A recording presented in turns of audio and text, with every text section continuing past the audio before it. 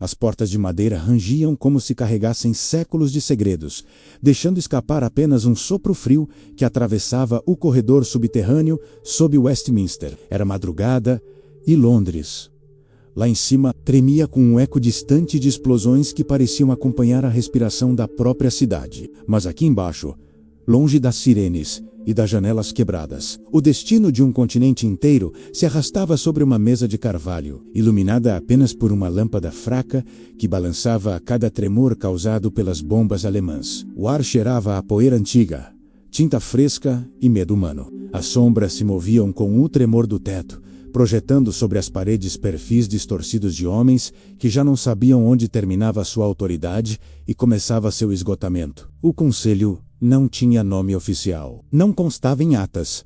Não era mencionado nos discursos. Não havia registros além de notas cifradas escondidas em gavetas trancadas. Era apenas chamado entre eles de a sala, como se fosse um organismo vivo, respirando decisões que carregavam o peso de vidas que jamais conheceriam. O silêncio inicial foi quebrado por um estalar seco de fósforo. Uma chama surgiu, refletindo no rosto rígido de um dos ministros, que acendeu o cigarro com mãos trêmulas. A fumaça subiu devagar, misturando-se com o pó que caía do teto a cada impacto distante. Aquele aroma denso parecia anunciar a gravidade do momento.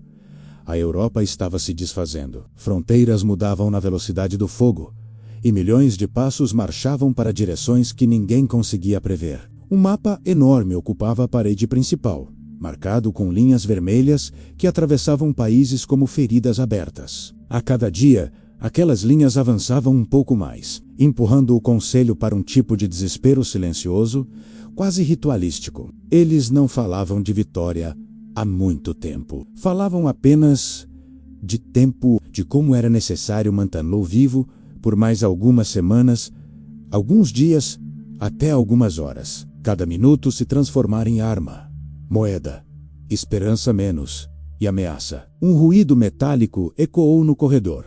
As portas se fecharam e de repente não havia mais volta. Paletós amassados, olhares afundados, papéis carregados de anotações ilegíveis, tudo parecia se alinhar para um momento que fugia do controle humano. Porque ali, naquela sala sufocante, não discutiam apenas estratégias militares, debatiam o impensável.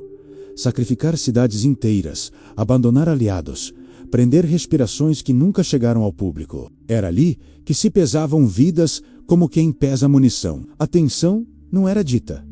Ela pairava. O ministro apertava o nó da gravata como se estivesse sufocando. Outro tamborilava os dedos sobre a mesa, tentando acompanhar o ritmo distante das bombas, talvez para provar a si mesmo que ainda existia algo sincronizado no caos. E enquanto um deles deslizou lentamente um documento para o centro da mesa, a lâmpada balançou uma última vez, iluminando linhas que jamais deveriam ver a luz do dia. Ali, naquela escuridão úmida, começou a decisão que mudaria o destino da Europa menos, e que nunca seria contada nos livros.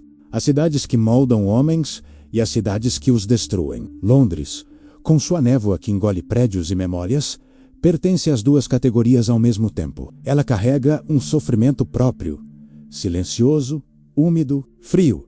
Um sofrimento que não grita, mas que se infiltra nas pessoas como a água que escorre por rachaduras antigas. E quem vive dentro dessa atmosfera aprende, cedo ou tarde, que a vida não se compadece de ninguém, ela apenas observa. E continua. O sofrimento que nasce nesse tipo de lugar não é teatral, não é explícito, não é feito para ser visto. É um sofrimento que se acumula como camadas de poeira sobre retratos esquecidos. É o tipo de dor que cresce em silêncio, sem pedir permissão, sem avisos, sem dramatizações. E, paradoxalmente, é justamente esse silêncio que mais ensina, porque é nele que você percebe que ninguém virá te salvar, que não existe um narrador externo pronto para explicar o sentido daquilo que você vive, que não existe um motivo maior guiando cada queda. Existe apenas você, a sua mente, o seu medo, a sua resistência, a sua capacidade de continuar caminhando quando tudo pede estagnação. A cidade inteira parece construída para testar limites.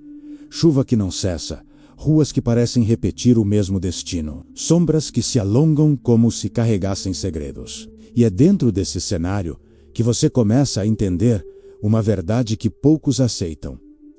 O sofrimento não é um inimigo, é um espelho. Ele devolve exatamente aquilo que você tenta esconder: sua fragilidade, sua pressa, seus impulsos, sua necessidade desesperada de controle. Londres, com sua estética sombria e seus becos que sussurram histórias antigas, força você a confrontar a si mesmo. Força você a admitir que não domina o mundo, que nunca dominou. O máximo que pode dominar é a forma como responde àquilo que não escolheu.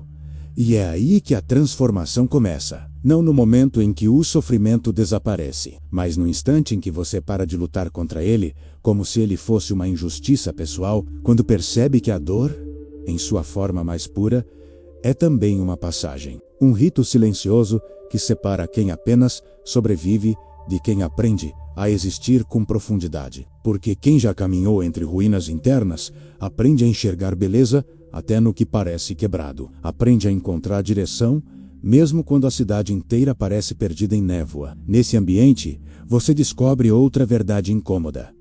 A força não nasce de discursos motivacionais ou de promessas vazias. Ela nasce do que você enfrenta sozinho, quando ninguém está olhando, quando não há aplausos, quando não há recompensa. A força nasce das horas vazias em que você continua, mesmo exausto, mesmo inseguro, mesmo sem clareza. Nasce da sua escolha de não se abandonar. E essa é a escolha que quase ninguém vê menos, mas é a única que realmente muda destinos. Assim, o sofrimento deixa de ser vilão e se torna mestre. Um mestre duro-frio, impassível, mas que entrega lições que nenhuma outra força seria capaz de dar. Ele te dá aquilo que conforto jamais ofereceria: disciplina emocional, clareza, profundidade, coragem. Ele te mostra que a paz verdadeira não é a ausência de caos, mas a capacidade de permanecer inteiro dentro dele. E, quando você entende isso, a cidade já não te sufoca menos.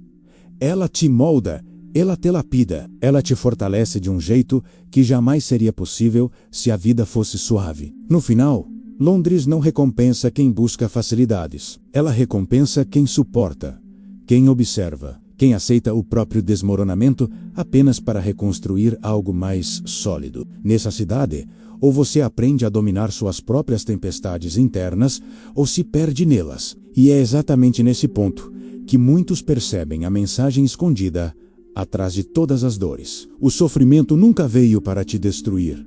Ele veio para revelar quem você é, quando nada mais resta além da sua própria essência. No fim, toda a dor que você enfrentou, cada noite pesada, em que Londres parecia maior que a sua própria vida, cada silêncio que cortou mais profundamente que qualquer palavra, tudo isso se transforma em algo que poucos conseguem compreender. Uma espécie de ascensão silenciosa, invisível aos olhos, mas absolutamente palpável na forma como você começa a existir. Não é um renascimento grandioso, não é um momento cinematográfico de glória, menos é discreto, interno, quase imperceptível, mas é real. E é definitivo. Porque chega um momento em que as tempestades deixam de te intimidar. Não porque deixaram de ser violentas, mas porque você aprendeu a se tornar inatingível pelo caos. As ruas molhadas que antes refletiam suas incertezas, agora refletem sua constância. A névoa que antes te engolia agora parece apenas um cenário. Você já não é arrastado pelas circunstâncias. Você as atravessa, que descobriu que não precisa vencer o mundo. Precisa, como alguém não se perder dentro dele. A força que nasce daí não é arrogância, não é soberba, não é o grito de quem finalmente venceu. É a calma de quem compreendeu que tudo passa, que nada é permanente, que cada dor tem um alcance limitado e que nenhuma circunstância externa pode governar um espírito que aprendeu a se bastar. Você começa a falar menos, reagir menos, se desesperar menos, porque finalmente entendeu que tudo o que precisava estava na sua capacidade de não se curvar ao próprio medo. A verdadeira vitória não é dominar a vida menos, é impedir que ela te quebre por dentro. Então, quase sem perceber, você se torna alguém que o sofrimento não consegue mais manipular. Não porque deixou de sentir, mas porque aprendeu a sentir sem sucumbir. Aprendeu a observar suas feridas sem transformá-las em muralha. Aprendeu a caminhar mesmo quando o chão parece feito de incertezas. E essa habilidade, essa resistência silenciosa, essa firmeza emocional, transforma você em algo que poucos se tornam. Um ser humano que não foge da própria profundidade. Um ser humano que sustenta a própria sombra sem pedir que o mundo a ilumine. As pessoas ao redor não entendem. Elas percebem a mudança, mas não sabem nomeá-la. Veem que você se tornou mais centrado, mais intenso, mais profundo, mas não sabem que tudo isso nasceu das dores que você carregou sem testemunhas. Porque o mundo só vê o resultado. Ele nunca caminhou. Ele nunca vê as madrugadas em que você lutou contra pensamentos que quase te arrancaram de si mesmo. Nunca vê os momentos em que você precisou esconder lágrimas para continuar funcionando. Nunca vê o peso real das decisões silenciosas que tomam forma quando ninguém está observando. Mas é justamente esse esforço invisível que constrói grandeza. E então, com o tempo, você começa a caminhar com outro tipo de postura. Não uma postura de orgulho, mas de presença. Uma presença que não pede validação, que não depende de aplausos, que não se guia por expectativas externas. Uma presença que nasce do simples fato de que você já sobreviveu ao que achou que destruiria você. E, depois disso, nada mais parece tão impossível. Esse é o ponto em que Londres, a cidade que antes carregava seu sofrimento, passa a carregar sua força. A névoa já não te oprime. Ela te acompanha. As ruas já não te confundem menos. Elas te reconhecem. E a dor que você carregava como fardo, agora caminha ao seu lado, como lembrança. Uma lembrança de que tudo o que tentou te quebrar acabou, ironicamente, te fortalecendo. É assim que acontece com aqueles que suportam. Eles retornam do próprio abismo, carregando algo que o mundo inteiro procura, mas poucos conseguem alcançar. Uma solidez interior que não se compra, não se ensina, não se herda. Apenas se conquista, e é por isso que no final, quando você olha para trás, percebe que nada foi em vão. Percebe que a dor tinha propósito, que o silêncio tinha direção, que o caos tinha forma. Percebe que cada perda, cada ruptura, cada noite em que você achou que não suportaria, estava, na verdade, moldando você para algo maior do que imaginava. Porque somente aqueles que atravessam o próprio deserto interno descobrem o verdadeiro significado do domínio. Não o domínio sobre o mundo. Esse é ilusório, mas o domínio sobre si mesmo, que é a única força capaz de transformar qualquer existência em uma obra resistente ao tempo. No fim, toda a dor que você enfrentou, cada noite pesada, em que Londres parecia maior que a sua própria vida, cada silêncio que cortou mais profundamente que qualquer palavra, tudo isso se transforma em algo que poucos conseguem compreender. Uma espécie de ascensão silenciosa, invisível aos olhos, mas absolutamente palpável na forma como você começa a existir. Não é um renascimento grandioso. Não é um momento cinematográfico de glória, menos é discreto, interno, quase imperceptível, mas é real. E é definitivo. Porque chega um momento em que as tempestades deixam de te intimidar. Não porque deixaram de ser violentas, mas porque você aprendeu a se tornar inatingível pelo caos. As ruas molhadas que antes refletiam suas incertezas, agora refletem sua constância. A névoa que antes te engolia agora parece apenas um cenário. Você já não é arrastado pelas circunstâncias. Você as atravessa. Que descobriu que não precisa vencer o mundo. Precisa, como alguém não se perder dentro dele. A força que nasce daí não é arrogância, não é soberba, não é o grito de quem finalmente venceu. É a calma de quem compreendeu que tudo passa, que nada é permanente, que cada dor tem um alcance limitado e que nenhuma circunstância externa pode governar um espírito que aprendeu a se bastar. Você começa a falar menos, reagir menos, se desesperar menos, porque finalmente entendeu que tudo o que precisava estava na sua capacidade de não se curvar ao próprio medo. A verdadeira vitória não é dominar a vida menos, é impedir que ela te quebre por dentro. Então, quase sem perceber, você se torna alguém que o sofrimento não consegue mais manipular. Não porque deixou de sentir, mas porque aprendeu a sentir sem sucumbir. Aprendeu a observar suas feridas sem transformá-las em muralha. Aprendeu a caminhar mesmo quando o chão parece feito de incertezas. E essa habilidade, essa resistência silenciosa, essa firmeza emocional, transforma você em algo que poucos se tornam.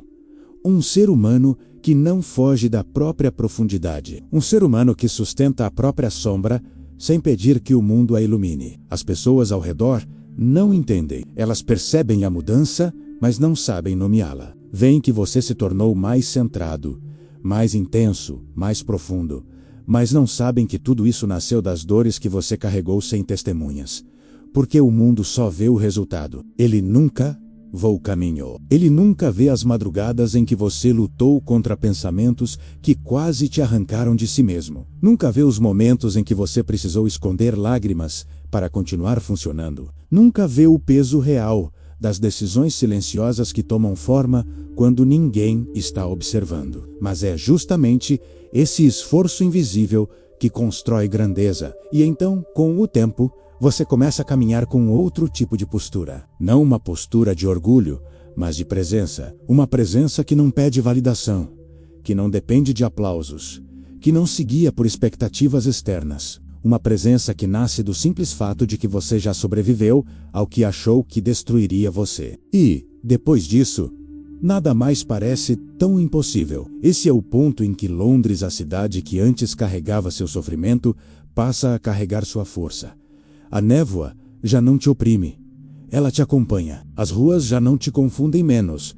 Elas te reconhecem. E a dor que você carregava como fardo, agora caminha ao seu lado, como lembrança. Uma lembrança de que tudo o que tentou te quebrar acabou, ironicamente, te fortalecendo. É assim que acontece com aqueles que suportam. Eles retornam do próprio abismo, carregando algo que o mundo inteiro procura, mas poucos conseguem alcançar. Uma solidez interior que não se compra, não se ensina, não se herda. Apenas se conquista, e é por isso que no final, quando você olha para trás, percebe que nada foi em vão. Percebe que a dor tinha propósito, que o silêncio tinha direção, que o caos tinha forma. Percebe que cada perda, cada ruptura, cada noite em que você achou que não suportaria, estava, na verdade, moldando você para algo maior do que imaginava. Porque somente aqueles que atravessam o próprio deserto interno descobrem o verdadeiro significado do domínio. Não o domínio sobre o mundo. Esse é ilusório, mas o domínio sobre si mesmo, que é a única força capaz de transformar qualquer existência em uma obra resistente ao tempo.